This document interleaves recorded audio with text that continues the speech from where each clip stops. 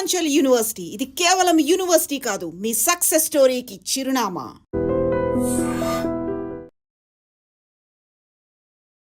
సరే, 6 నెలల్లో భూపాలపల్లిలో మీరు చేసిన వర్క్ ఏంటి?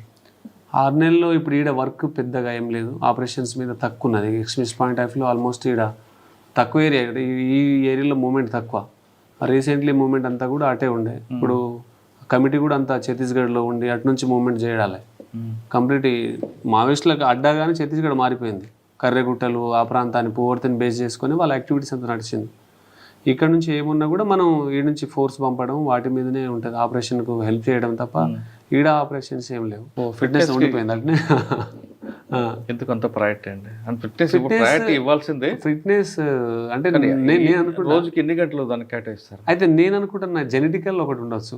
ఫిట్నెస్ అందరు కష్టపడతారు, మనకంటే ఎక్కువ కష్టపడే వాళ్ళు ఉంటారు కానీ వాళ్ళ బాడీ సహకరించదు. ఒకటి మా డైట్ మీన్ పేదరికమే నన్ను ఇట్లా తయారు చేసిన అనిపిస్తుంది. అంటే నేను చాలా స్పీచ్లో కూడా చెప్పిన నేను, అంటే ఇంట్లో ఎట్లుంటుంది అంటే ఒక గ్లాసు వండితే 5గురు పంపకాలు జరుగుతుంది. పంచుకొని తినాలి. ఒకేలా మన ఆదమర్చి నువ్వు ఎక్కువ తిన్నా కూడా కొట్టిన సందర్భాలు చాలా ఉంటాయి. మా అక్క కొట్టింది, అమ్మ కొట్టింది నాకు, నువ్వు ఎక్కువ తినేసినవరా అని. రోజంతా ఆడి ఆడి మనం ఎక్కువ తినేస్తామని. అంటే పేదరికము నిన్ను అన్నం కూడా సంపూర్తిగా తిననీయదు. ఇలాంటి సందర్భాలు ఉంటాయి. అది కొంత వర్క్ అయింది ఒకటి. రెండోది, మా తండాలలో ఏముంటుందంటే బియ్యం తక్కువ. అప్పట్లో వరి పండించడం ఉన్నది కొద్ది కొద్ది పొలాలు ఉంటాయి, పోడు భూమి అంతా లేకుండే. అప్పుడు ఏంటంటే వీటికి వాటర్ సోర్సెస్ లేవు. అంటే బావులు ఉంటాయి, బావులో కూడా మోటార్లు ఉండవు. ఎవడు పైసలు ఉన్నాడు ఇంజన్ పెట్టుకుంటాడు, ఇంజన్ ఉండేది. ఇక లేనోళ్ళేమో 2 ఎద్దులను కట్టి మోటా ఐడియా ఉందా? మోటా బాయ్ గిరక ముందుకు అది నడుస్తుంది. దాంతో ఎంత పండుతుంది? 10 గుంటలో 15 గుంటలో ఉంటుంది. అప్పుడంతా జొన్నలు వేసుకునేది. జొన్న సజ్జ ప్రధానమైన పంటలు ట్రైబల్కి. నువ్వులు, జొన్న సజ్జ, పెసర వేసుకుంటారు. దీంట్లో జొన్న సజ్జ మెయిన్. అయితే ఇవన్నీ కూడా ట్రైబల్ వీళ్ళ దాంట్లో ఇదే ఫుడ్ మాకు. అయితే తర్వాత వరి వచ్చినాక 95, 96 నుంచి కొద్దిగా వరి కొద్దిగా ఎక్కువైంది. కొద్దిగా వాటర్ సోర్సెస్ వచ్చినాయి, మోటార్లు వచ్చినాయి. ఐటీడీ నుంచి మోటార్లు పెట్టడం, అవి పెట్టిన తర్వాత ఇవి మార్నింగ్ ఆఫ్టర్నూన్ లంచ్ చేస్తే నైట్ అంతా మళ్ళీ జొన్న రొట్టెలే. ప్రతి ట్రైబల్ ఇంట్లో జొన్న రొట్టె ఉంటుంది. ఇప్పుడు మా ఇంట్లో కూడా అదే. అన్నం కన్నా జొన్న రొట్టె మంచిది. ఇప్పుడు కూడా మా అదే. కానీ మాకు తెలిసిన తర్వాత ఇదే మంచిది అని తెలిసింది. మేమేమో తెలవక తిండి లేక తిప్పలబడి అవే తిన్నాం. తర్వాత తెలిసింది అంటే ఇదే మంచిదని తెలిసింది. అది ఎక్కువైందంటే కొన్ని ఇయర్స్ టుగెదర్ అదే తిండి తిన్నాం కదా, ఎక్కువ రోజులు అవే తిన్నాం కాబట్టి జీన్స్లో ఫ్యాట్ రాకపోయి ఉండొచ్చు. అదే డైట్ని మేము ఇప్పుడు కూడా కంటిన్యూ చేయడం, వర్కౌట్ చేసుకోవడం. అంటే మనిషి సోకు ఉండాలి, బాడీ మీద సోకు ఉంటే, సోకు అంటారు కదా ఊర్లలో, ఆ సోకు ఉంటే నేను ఇట్లా అంటే నాకు తెలిసి అంటే శరీరం కంటే విలువైనది ఏది లేదని నేను నమ్ముతా బాగా. అంటే ఒక మనిషి డూప్లెక్స్ హౌస్ కట్టుకోవడం వానికి బాగా ఇష్టం. ఒక బెంచ్ కార్ కొనుక్కోవడం వానికి ఇష్టం. పెద్ద పెద్ద మంచి బట్టలు కొనుక్కోవడం, బ్రాండెడ్ ఇది కొనుక్కోవడం ఒకరికి ఇష్టం. అయితే నేనేమనుకుంటా అంటే ఇవన్నీ ధరించేది మనిషే కదా, వీడు ఫస్ట్ కరెక్ట్ ఉండాలి కదా. డూప్లెక్స్లో నువ్వు ఉన్నా కూడా ఒక 100 కిలోలు దాటిపోయి నీ ఆరోగ్యం బాగలేక క్యాన్సర్తో బాధపడుతూ, లేదంటే నువ్వు ఒబెసిటీతో బాధపడు, దాంట్లో కూర్చొని ఆస్వాదించలేవు కదా నువ్వు. అంటే ఫస్ట్ నీలో నువ్వు ఉంటావు. నీ సోల్, నీ హార్ట్, నువ్వు ఉండేది నీలో. కాబట్టి నీ బాడీని పర్ఫెక్ట్గా ఉంచుకుంటే నీకు పర్ఫెక్ట్ ఆలోచన వస్తుంది. సొసైటీ కూడా ఎక్కువ యూజ్ఫుల్ అవుతావు, ఈ ఫిట్నెస్ కూడా ఎక్కువ అవుతుంది అని. అందుకని దానికి ఎక్కువ చెప్తుంటాను. గోరెటెం కన్నా పాట ఒకటి ఉంటుంది, నేను చాలా సినిమాలు ఆ పాట కూడా చెప్తుంటాను నేను. ఏం పాట? 99, 2000 ఆ టైంలో ఆ పాట వచ్చింది. అది రేలా రేలా ఆ టైంలోనే ఊర్లలో ఇదే భూవలేక ఎట్లయితారు అనేది. 30 ఏళ్ళు నిండనే లేదు, ముఖం మీద ముడతలున్నాయి. 40 ఏళ్ళు దాటనే లేదు, నుసిటి పైన గీతలున్నాయి. అదృష్ట రేఖాలంటారా, బుద్ధి జీవుల్లారా, ఆకలికొచ్చిన గీతలు అవిరా అంటాడు ఆయన. అంటే ఆకలితో వచ్చిన గీతలను కూడా అమాయకులు వీళ్ళు అదృష్ట గీతలు అనుకుంటారు. అంతటి అమాయకులు వీళ్ళు పేదవాళ్ళని దాన్ని పాట రాసిన ఆయన. మీరు ఊర్లలో చూస్తే అంతే కదా, 34 ఏళ్ళకే ముఖం మీద ముడతలు వచ్చేస్తాయి, ఆకలికి వచ్చేస్తాయి అవి. కానీ వాళ్ళకి ఆకలి తెలియదు, అదృష్ట గీతలు బిడ్డ అంటారు వాళ్ళు. అమ్మాయి ఏమంటది వాళ్ళను, అదృష్ట గీత వచ్చిందిరా నీకు అంటారు వాళ్ళు. సో పేదరికము మన ముఖాన్ని చాలామంది చూస్తే అదే అనిపిస్తుంది, అస్థి పంజాలే కనబడతారు. నీకు ఇంకా ఛత్తీస్గఢ్లో పోతే టవల్స్ కట్టుకొని ఉంటారు ఆడబిడ్డలు. చిన్న చిన్న పిల్లల పెళ్ళిళ్ళు అయిపోతాయి, వాళ్ళకి ఆహారం ఉండదు, పౌష్టికాహారాలు పడుతుంది, పిల్లలు కూడా చిన్న చిన్నగా ఉంటారు. మీకు ఫిట్నెస్ చూసి మీకు చిన్నప్పుడు మీ క్లాస్మేట్స్ అందరూ కూడా పోలీస్ అవుతారా అని మీకు రెచ్చగొట్టారు కదా, అవును మామూలుగా హైట్ ఎత్తులో ఉంటావు కదా మంచి మజిల్స్ అని. ఇప్పుడు అదే హైట్ అదే మజిల్స్ ఉన్న తర్వాత సినిమా హీరో అవుతానని రెచ్చగొడితే సినిమా హీరో అయితే రెచ్చగొట్టరు నాకు. సినిమా తీస్తారా, వెళ్తారా? సినిమాల మీద నడిచిన కథలు చాలా కథలు విన్నా నేను, 20 కథలకి విన్నా నేను. కాకపోతే దాన్ని తెలుసు, దాని పాలిటిక్స్ తెలుసు నాకు. ఇప్పుడు మీరు రాజకీయ పాలిటిక్స్ సినిమాలు కూడా తెలుసు నాకు. అది దాన్ని చాలా బాగా తెలుసు, దాని డీప్ పాలిటిక్స్ తెలుసు నాకు.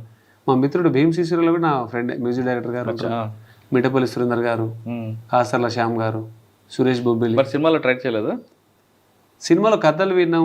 బంజారా హిల్స్ రోడ్ నెంబర్ 3లో ఆఫీస్ ఓపెన్ చేసారు మా వాళ్ళు. 3 నెలల ఆఫీస్ నడిచింది, నాకు ప్రీ షూట్ అయింది, ప్రీ షూట్ కూడా అయింది. మరి ఇది సినిమా, ఇది సినిమా వస్తుందా? అది సినిమా వస్తే ఎందుకు వాళ్ళ కొడుకుల హీరోలు అవుతారు, మనసుంటూ అడవిలో బిడ్డలు కూడా అవుతారు కదా. మరి అదే ట్రెండ్ రాజకీయాల్లో కూడా ఉంది కదా, దానికన్నా ఎక్కువ ఉందా తక్కువ ఉందా? ఇది ప్రజలతో ముడిపడి ఉంది ఇంకా కనీసం. అక్కడ డబ్బులు మోటివేట్ చేసి నలుగురు అదే 1,00,000 మందితో మీటింగ్ పెడితే అవుతుంది ఆడ, ప్రజల రెచ్చగొట్టినా అది అవుతుంది. అది మోనోపోలీ, అదంతా అది మోనోపోలీ. అది థియేటర్ల కథలు అవన్నీ వేరు. ఇవన్నీ ఏదో ఒక రోజు బద్దలు కొట్టాలనే కదా బాధ. ఇప్పుడు ఇది తరం కాదు, మన తరం. ఈ తరంలో ఇది నిర్మిస్తే నెక్స్ట్ తరానికి యూజ్ అవుతుంది కదా. ఇప్పుడు సినిమాలలో వీళ్ళని అందగాళ్ళు, ఇప్పుడు ఉన్న హీరోలు అందగాడు, భూమి మీద అందగాళ్ళు వీళ్ళు. అదే లేదు కానీ అదృష్టం వాడు కలిసి రావాలి కదా అందులో. అదృష్టం లేదు, మన లేదు. చిరంజీవి గారు ఎక్కడి నుంచి వచ్చారు, చిన్న కుటుంబం నుంచి వచ్చారు. నాని చిన్న కో డైరెక్టర్ నుంచి. అది ఎక్కడ వస్తుంది అంటే అది కోట్ల మందిలో ఒక్కని తగులుతుంది. అది రవితేజ వీళ్ళందరూ కూడా వచ్చారు, ఫ్యామిలీ కుటుంబాల నుంచి వచ్చిన వాళ్ళే. ఇప్పుడు ఉన్న జనరేషన్ లేదు కదా సినిమా వాళ్ళు.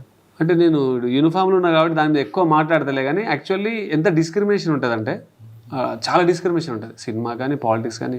అంటే ఈ శరీరం మీద అవమానాల గాయాలు ఎన్నో ఉంటాయి, ఎన్నో గాయాలు ఉన్నాయి, శరీరం నిండా ఉన్నాయి గాయాలు, సందు లేదు ఈ గాయాలు. సినిమా ఫీల్డ్లో అన్నిట్లో, cinema not only cinema field, ఏ ఫీల్డ్లో పోయినా అవమానాల గాయాలు ఎక్కువనే ఉంటాయి. ఒంటి నిండా ఉన్నాయి నా గాయాలు, కనిపిస్తాయి మీకు అంతే. కానీ అవమానం వేరే ఫీల్డ్కి వెళ్ళి అవమానం పడే బదులు మీకు గౌరవం ఇస్తుంటే మీ కుటుంబానికి సొసైటీలో గుర్తించిన మీకు ఒంటి మీద కాకి దాన్ని ప్రేమించవచ్చు కదా. దీన్ని ప్రేమిస్తున్నా కదా నేను, అమితంగా ప్రేమించేది. నాకు అమితంగా ప్రేమించే బట్టలను కూడా దూరం చేస్తున్నా అంటే ఇంత పవిత్రమైన కళ ఉండొచ్చు. అది ఎంతమంది జీవితాల మార్చుతుందని కసి ఉండొచ్చు. ఇవి ఎన్నో ఉంటాయి, ఎన్నో సంఘర్షణలు అయితే బ్రెయిన్లో నాకు. ఒకసారి నేను ఆలోచిస్తుంటా, చాలా రాస్తుంటా, చాలా లాంగ్ డిబేట్ పోతుంది నా బ్రెయిన్. ఒకసారి వెళ్ళిపోతుంటుంది. ఏమైనా డెసిషన్ ఇట్లా అంటే మా అమ్మ నాన్న బాధపడతారు, ఏడుస్తారు. అరే మనం ఏం లేని కుటుంబం నుంచి వచ్చిన బిడ్డ, కాస్త కూస్తో నువ్వు బయటికి వెళ్ళినావు, నువ్వేమైనా చూస్తావంటే నువ్వు ఇట్లా తయారైనావు అని బాధపడుతున్నారు. ఇప్పటి నుంచి కాదు, నేను స్టూడెంట్ లైఫ్ నుంచి మా అమ్మ అట్నే ఉంటుంది. మరి వీడు ఏదైనా డిఫరెంట్గానే ఉంటాడు, వీడు ఆగమవుతాడు అని చెప్పేసి మా అమ్మకి ఇప్పుడు కూడా వీడు ఆగమైపోయిన మనిషి లెక్కనే ఉంటాను నేను. వీడు ఆగమైపోయింది, వీడి ఆలోచనలు అంతా ఆగం ఉన్నాయి అని ఉంటుంది. సో అట్లా ఇప్పుడు సినిమా ఫీల్డ్ మీరు చూస్తే అంటే నాకు తెలిసి ఒక హీరో కడుపులో పుట్టినోడు ఒక 10 మందిలో ఒక 5 సక్సెస్ అవుతారు వాళ్ళు. అంటే వాళ్ళ స్ట్రైక్ రేట్ 50%. మన ఇక్కడ 1 కోటి మందిలో ఒకరు, మీరు రవితేజ వీళ్ళు చెప్పింది 1 కోటి మందిలో ఒకరు వస్తారు పాపం. మోనోపోలీ ఏదైనా వాళ్ళు అంతా నడుస్తుంది ఇక. సార్ ఫైనల్గా చెప్పండి, మీ గోల్ ఏంటి? యూనిఫామ్లో ఉండి సక్సెస్ అయ్యి మంచి పేరు తెచ్చుకోవాలన్నా, లేదు మీరు అనుకున్న రాజకీయ సినీ రంగాల్లోకి వెళ్ళి సాధించాలన్నా? అయితే నా వేలో నేను పోతున్నా. నా శక్తి ఏందో నాకు తెలుసు కదా. అంటే మనం ఎంతవరకు బ్యాటింగ్ చేయగలుగుతామో తెలుసు. అంతకు మించి బ్యాటింగ్ చేస్తే వికెట్ ఎగిరిపోతుంది మనం. కాబట్టి దాన్ని చూసి చేసుకుంటా పోతున్నా. అంటే మోస్ట్లీ ఏది చేసినా కూడా ఒక న్యూ పాత్ని క్రియేట్ చేయాలి అప్కమింగ్ జనరేషన్కు. మళ్ళీ మనం పుట్టాం ఈ నేల మీద. అంటే ఒక మనిషి ఆలోచన వేరుగా ఉంటుంది. ఒక మనిషికి ఉన్న ఆలోచన ఒకరికి ఉండదు కదా.